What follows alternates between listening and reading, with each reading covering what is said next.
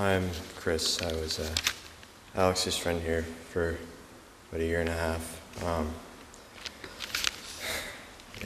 So there's a lot I could say, and I'm a lot more comfortable just speaking than having to write something. But I wanted to share what I've been thinking about moving forward, about how I can remember and celebrate Alex for who he was to me, because there isn't really another way to move forward. A lot comes to mind when I think of Alex. He was a complicated guy in a lot of ways, but I loved him, and I want to remember him for how incredibly simple he was. There are very few relationships I've had where I just didn't have to think about every interaction and what the person was thinking. And Alex, he didn't start that way with me, but I eventually learned there wasn't a formula or a way to interact with him, except just to be myself. And he had a way of bringing that out in me.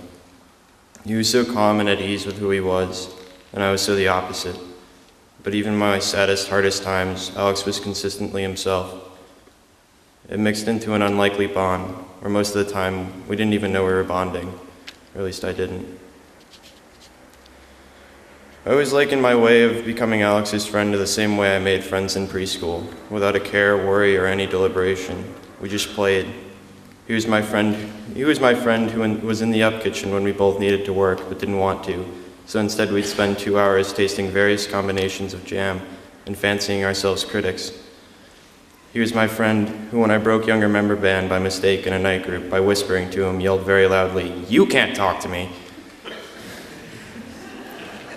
Alex was my friend who, during the loneliest 2 days of my stay, when I sat in the corner of this section of his room and started crying uncontrollably for 20 minutes, would stare intently at me the entire time, and then, when I finally told him incoherently my feelings, he would respond with, "Yeah, dude, that's what loneliness feels like for me.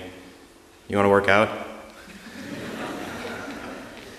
Alex was my friend who I lived with for 6 months, who would acquire new pieces of furniture from the dumpsters, find clothing from expelled girls' closets, import amps from the performance room to blast music during a school day when I'm reading, and would keep me up until the early morning hours talking about things never to be repeated, but always beginning with the phrase, "All right, this might be weird, but..." We had our serious moments. He was always there for me, but even our realest moments were laced with some fun, joy, and brotherly quirkiness. Like it was impossible to stay sad when I knew I had him, and it was. For everything we went through together here, and all the big struggles, I'll always remember and appreciate Alex for who he was in between times when we didn't need each other. We just found each other. First and foremost, we were playmates, teasing, running, jumping, laughing, creating, and enjoying every time we were together. There's more to life and more to friendship than happiness, and Alex understood everything for its complexity. But like I said, being Alex's friend was wonderfully simple, and a way of existing I'd never want to lose.